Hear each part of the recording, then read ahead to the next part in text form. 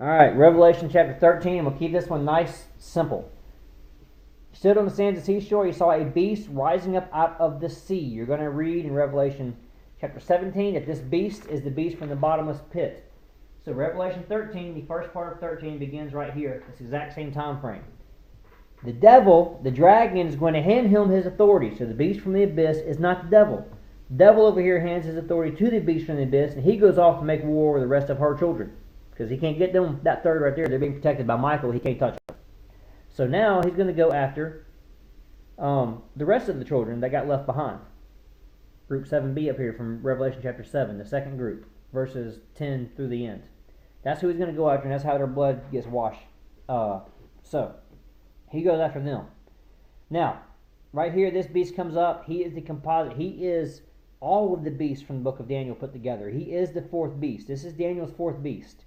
He is spelled out in Ezekiel chapter 32. You'll learn all about him there, even his mortal head wound.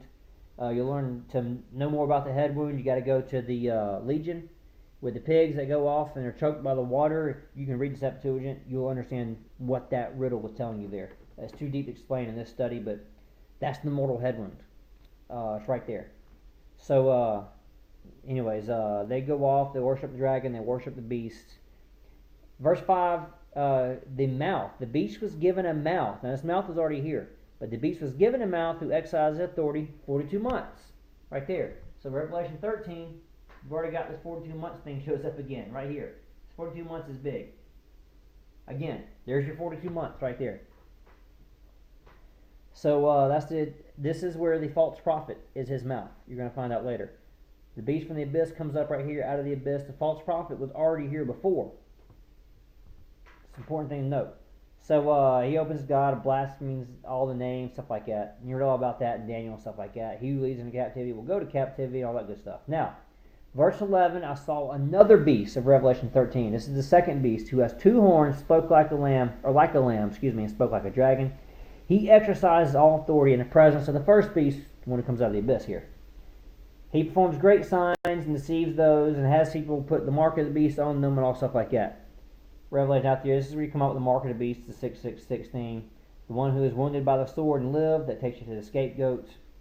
He gives you here his wisdom. You got to read the book of Ecclesiastes to understand what he's talking about there. Puts the mark on there. By the way, if you read this as a scroll without the chapter breaks, you're going to see the next two verses have marks. Verse 18 of chapter 13 is those who are marked with 666. Verse 1 of chapter 14 is those who are marked with the name of God. So, interesting there. Most people don't see there's two marks, but there is. So, anyways, by the way, the thing with the mark is the mark of the beast, or the name of the beast, or the number of the name of the beast. It's not your number. So, sorry guys, your debit card, your social security card, even if they go off and put those little implants that everybody's afraid they're going to do, guys, unless the implant has the number of the beast, it ain't going to matter, because it's not your number, it's the beast number. I'm wrong, I'm not fond of that stuff, but I just want everybody to know that. By the way, you ought to really riddle that in Hebrew. You ought to really riddle if you're familiar with the gematria of Hebrew, there is only one way to get 666 from three numbers. Of course, in Greek it's chi xi stigma, but in Hebrew it's not. You got to be able to get that another way. So you ought to really play around with that and find that mark, and you'll understand the purpose behind the mark. There's a reason why you want to take the mark. Remember that in the sixth seal, God tore the veil down. You can see the spiritual realm now. I do believe the mark will somehow or another not only allow you to buy and eat, but it will protect you from seeing the spiritual realm. Because you're not going to like it. It will be a form of protection so that you don't get stung by the locusts, we should say. So anyways, that's pretty much Revelation 13 in a nutshell. You got the false prophet mentioned first. He's the man, false prophet. He's the Assyrian. I've done an entire show on Blog Talk Radio about this because it's too much to do in this one video. He's the Assyrian. He's a false prophet. He's the one who was like Judas. All these things. The beast from the abyss. This is the fourth beast from Daniel. This is why this beast was not given an earthly kingdom. He never had an earthly kingdom. He has 10 horns, and the 10 horns are kind of his earthly kingdom. But he's in the abyss. He has 7 heads. He's locked up in the abyss. Read all about him in Ezekiel 32. Gives you the 7 nations that are his heads. So, anyways, a beast in the abyss here, 42 months. False prophet reigns for we don't even know how long. But remember the 2300 written here earlier? False prophet is the one in Daniel 11 who starts the 1290 days, who starts the 2300 days. The 2300 days end right here at the end of the seventh trumpet, which I also believe is the end of the 42 months, right here, which is 1260 days. 2300 days begins somewhere prior to that.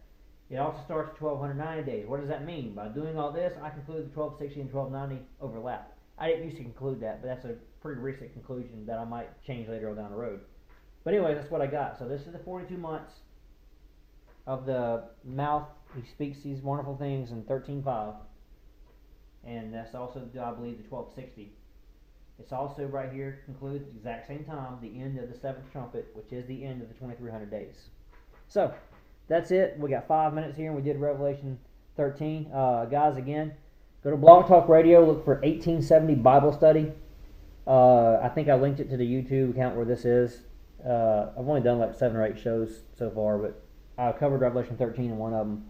And you can study that out and you see why I'm not going too deep into it here. So, we'll come back to Revelation 14.